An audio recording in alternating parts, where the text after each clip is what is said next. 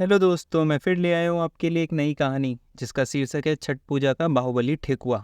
गांव में रामू नाम का आदमी अपने मज़ेदार हरकतों के लिए जाना जाता था। इस बार छठ पूजा के मौके पर उसने सोचा कि सूर्य भगवान के लिए सबसे बड़ा ठेकुआ बनाएगा। ऐसा ठेकुआ जिसे देखकर गांव वाले और खुद सूर्य भगवान भी हैरान हो जाएंगे।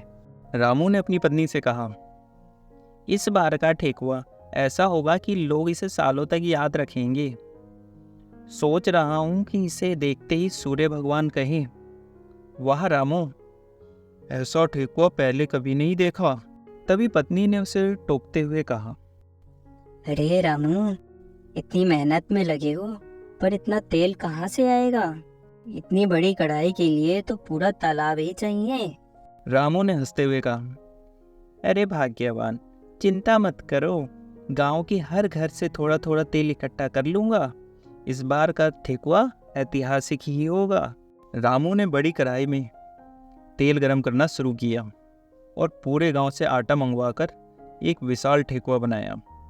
जब वह कढ़ाई में ठेकुआ डालने गया तो कढ़ाई से तेल छलक कर पूरे आंगन में फैल गया। पड़ोसी रामू को देखकर बोले, अरे रामू, ये ठेकुआ बना रहे हो या स्विमिंग पूल? रामू ने मुस्कुराते हुए कहा, अरे भाई, ये ठेकुआ ही है। सूर्य भगवान को खुश करने के लिए इतना बड़ा ठेकुआ तो होना ही चाहिए। रामू जैसे तैसे ठेकुआ को पकाने में जुटा रहा। गांव वाले उसके आसपास इकट्ठा होकर देख रहे थे और मजे ले रहे थे। तभी उसके दोस्त भोला ने कहा, अरे रामू भाई, ये ठेकुआ है या कंबल? इतना बड़ा ठेकुआ तो हमने कभी नहीं देखा।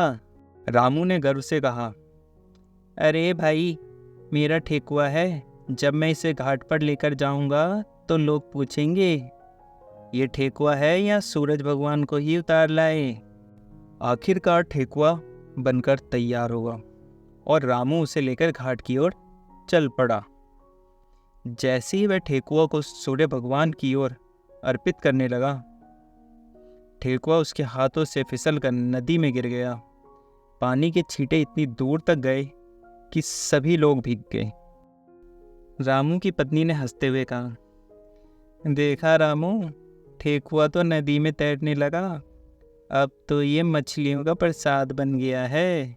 रामू भी जोर जोर से हंसने लगा और बोला, लगता है सूर्य भगवान को मेरा ठेकुआ इतना पसंद आ गया कि उन्होंने इसे मछलियों के साथ बांटने का आदेश दे दिया। हा हा हा हा हा। और वहाँ पर खड़े सभी लोग ये सब देखकर हंसने लगते हैं।